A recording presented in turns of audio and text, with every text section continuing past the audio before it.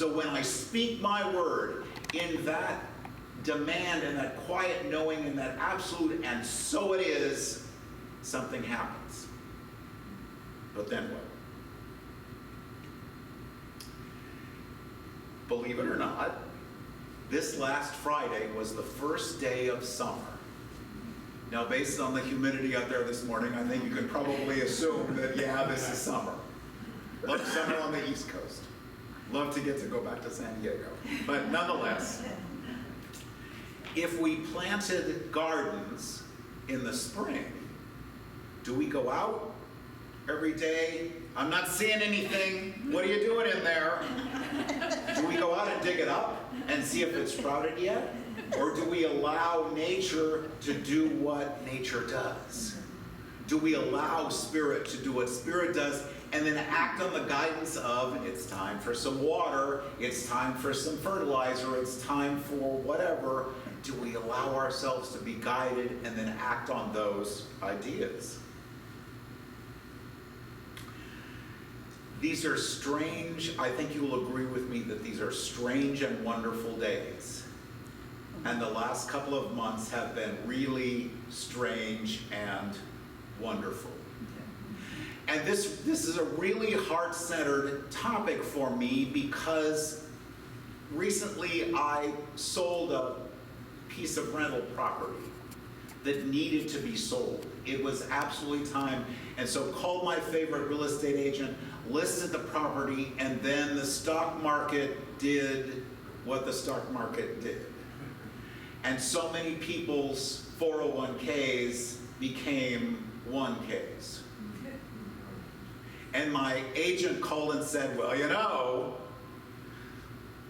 people were going to use that money for the down payment on your condo that you're trying to sell, and instead they don't have it anymore because the stock market's being goofy. So we might have to do this, or we might have to do this. And so one of the things I love about being a minister and a practitioner, and I would suggest that if you've been in this teaching for more than a month, you are a practitioner, whether you have a certificate on your wall or not. I get to buy what I'm selling. I get to buy what I'm selling. And how important it is for us, for all of us to do that. So it's on the market. And I'm driving down the road and my ego, and remember Wayne Dyer said that ego stands for edging God out. My ego says, well, you know, how could you take it off the market and just wait 6 months? And Spirit said, but you said this is what you wanted. You said this is what you wanted, so allow Spirit to do what Spirit does. Because again, as a little child, I am not concerned with how it's going to happen. I am not concerned with where it comes from. I just know that whatever it is going to manifest for me in the most amazing way. So this topic is really in my heart. But do we deserve it? If you come from traditional Christianity, as I do, and it was a long time ago, but still, you might still have just a little bit of residue, that's a good word, related to original sin. And that somehow we're not enough, we're not good enough, or, you know, Adam and Eve did the thing in the garden and all the rest of that, and it went downhill from there, and we're somehow not worthy, we're somehow not lovable. But what's not to love? Of course we're worthy. Of course we're the beloved. Of course we're the essence, expression, and experience of Spirit, and I can say that all day long, but how important it is for me to feel that, and then when I have those ideas, and I might have shared this with you before, but my late husband was from Kentucky. And one of his favorite affirmations was, and I apologize in advance for any school teachers in the room, Tain't so. Tain't so. Tain't so. That's all you need to say. Oh my God, what am I going to do if, I just don't really deserve that? Or all the things that so often we think about. Tain't so. Tain't so. And I invite you, if that resonates for you, I invite you to adopt that as your affirmation as well. But I love that. One of my favorite quotes is from the little book, This Thing Called You by Ernest Holmes. And he writes about the feeding of the 5,000. Remember that story in the New Testament? And whether Jesus was there and there was a little boy and there was a fish and a loaf of bread or not, whether that actually happened or not, you get to decide. But the wisdom of that experience and the abundance and the all-supplying love of Spirit is the lesson for us. And in this book, Ernest Holmes writes, nothing has happened to reality since that little boy brought the loaves and fishes to Jesus. God has not changed. Nature has not changed. Law has not changed. Truth has not changed. Perhaps that little boy is still standing there with outstretched hands and glistening eyes. Perhaps you are that little boy. That man is also there, the man of divine wisdom, the God-intended man. Let the little boy hand the loaves and fishes to this divine man within you, while the intellect gives thanks and the Spirit performs its miracle of love. So how are we? Are we sleeping okay at night? Do we wake up at 3 o'clock in the morning to check the balance in our 401k? Are we waking up in the middle of the night to check the headlines? And as you may have heard, we got more headlines yesterday.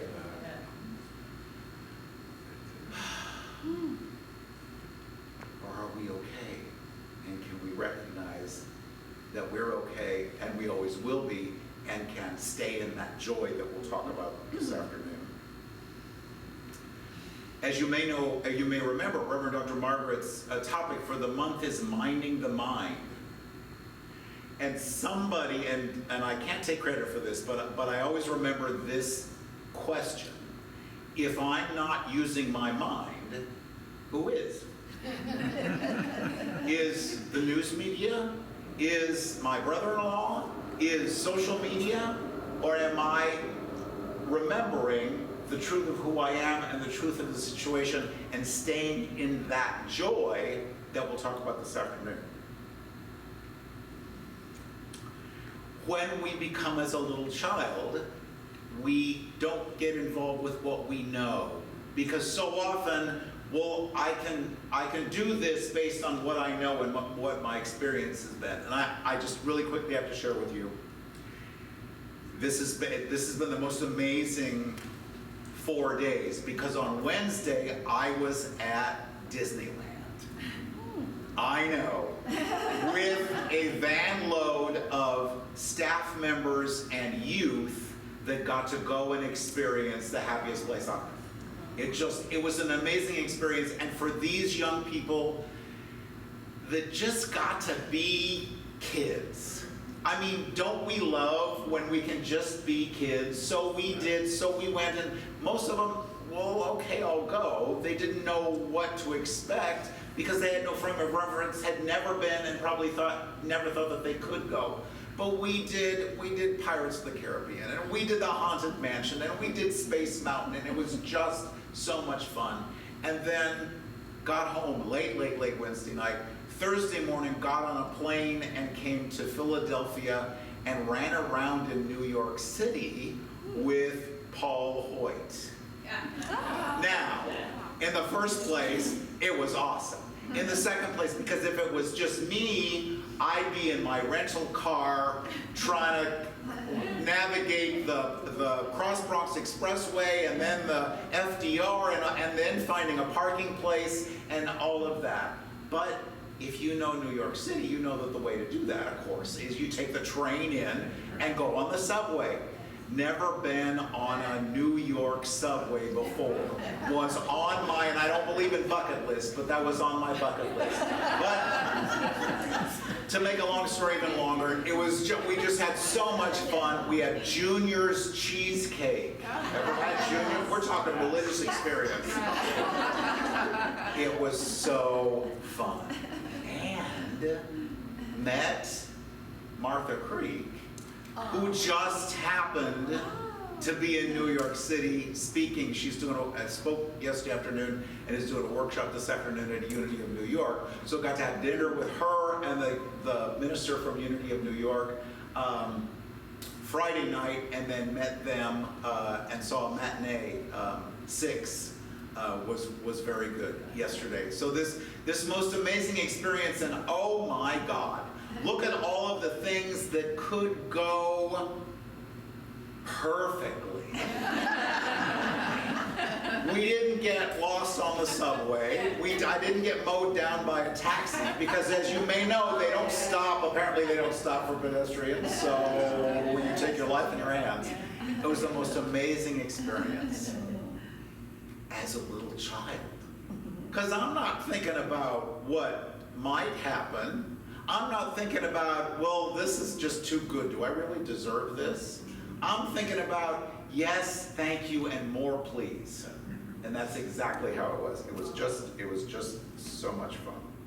Not worried about the how, only the what. So as you know, on Thursday, we commemorated June 19th as Juneteenth, and the day that the people held in slavery in Texas finally got the word about the Emancipation Proclamation. And I was thinking about this, and we honor and celebrate that, and how wonderful that is no longer part of our lives in this country, but do we keep ourselves in slavery and bondage to those old beliefs, those old ideas, those old feelings of resentment and regret? Which sounds like a different workshop, so we'll leave that some other time. As a little child, I don't know what happened yesterday. I don't remember what happened last week. I'm not concerned with later this afternoon or tomorrow. I'm just in this moment. Back in the day, I traveled a lot for business, and when I could, my first stop when I got to Philadelphia or wherever was a bookstore. And I loved Borders. Remember Borders? Yeah. Loved Borders. And Borders, many, many years ago, I found this great little book. The title is Smile for No Good Reason by Lee Jampolsky. And he writes about toddler wisdom. And so I have 3 points for you from this wonderful book. Starting with, bye-bye. Because it came to pass. And you've slept since then, so I don't expect you to remember, but last time I was with you, my workshop was about change in our lives and recognizing that more than 450 times in the Bible, it starts with, and it came to pass. But so often, we hold on for dear life to a situation or a story or a belief that no longer serves us and hasn't in years, but we somehow feel like we've got to hold on to it. So bye-bye that situation, that the dynamics of a relationship, whatever it is, bye-bye. All gone. Lunch. Done with lunch. Not, oh God, what are we going to eat for dinner? Just all gone. We're done with that experience. Not, we have to hold on to this because this is the best day in the world and we'll never have another one like it. No, it was great. It was amazing. It was rotten and awful. Bye-bye. And all gone. And starting with the new possibility and the new experience and the new day. Bye-bye, all gone, and my very most favorite is, whoopsie. Stepped on the dog. Whoopsie, spilled the milk. Whoopsie, didn't do the dinner dishes last night. Whoopsie. Actually, I think I did before I left home. Yeah, I tried to do that. But the point is, how long do we keep that regret about whatever it was from centuries or decades ago versus I did the best I could. If I could have done better, I would have. And I get to move forward because I deserve the peace and the quiet and the joy of this moment. So this afternoon we're going to talk about don't know mind and the willingness and the opportunity to say, I'm not sure how all this is going to play out, but I know it's going to be better than I could have imagined. And when we stay in that consciousness and that expectation, the universe must do what the universe does and bring us that experience greater than we possibly have imagined. So admittedly, I was not sure, and I went on Facebook last night just to confirm the time of your service, because it would be really embarrassing if I showed up too early or too late. And I saw that Ginger Coyle is your musician today. How cool is that? Yeah. So awesome. So great music, as always. Thanks. So great to see you. But do we assign an order of difficulty to our miracles? So, Costco in Cherry Hill. Tuesday afternoon, 2:30. Not too bad. People have gone back to work. Ideally, it's a Tuesday, so it's not too bad. Costco, Saturday lunchtime. Trying to find a parking place. More of a challenge. Costco 3 days before Christmas. Wow. But if life does what life does, if there's, in quoting A Course in Miracles, there's no order of difficulty in miracles, again, I don't need to figure out the hows. I just know that I want it and allow Spirit to do what Spirit does. It either works or it doesn't. So really quickly, because I gotta tie the wow to this talk. Great little book, Help, Thanks, Wow, by Anne Lamott. Absolutely wonderful book, because in religious science we have our 7 steps of spiritual mind treatment, and you do this, and you do the recognition and the unification and the choosing and the acceptance and the thanksgiving. But how important it is to remember that God, first of all, is not the old, white, straight, cranky, surly old man on a cloud somewhere. God has a power, not a personality, who is not up there saying, well, you checking off the 7 steps of treatment. Yeah, but I'm not granting this wish because you missed one. That's not how it works. And as you know, sometimes in our meditation, we do our spiritual mind treatment, our affirmative prayer, and go on. Sometimes our prayer is one word that is not always pulpit worthy. And you can figure out what I'm talking about. But sometimes we have a little more time. And so the 3 essential prayers that Anne Lamott writes about: help. Help means that we're asking something. She refers to the universe as something with a capital S, and I like that. Gives us the courage to stop in our tracks right where we are and turn our fixation away from our problems.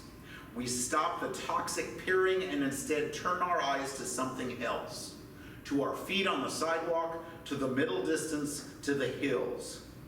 Because in surrender, we have won. So, help. Thanks. Without revelation and reframing, life can seem like an endless desert of danger with scratchy sand in your shoes, and yet if we remember or are reminded to pay attention, we find so many sources of hidden water, so many bits and chips and washes of color in a weed or the gravel or a sunrise. There are so many ways to sweep the sand off our feet, so we say, oh my God, thank you. So help, thanks, and wow. When all is said and done, she writes, spring. And we do spring, of course we do spring in California, but the temperature changes a little. The palm trees don't change color, they don't do much.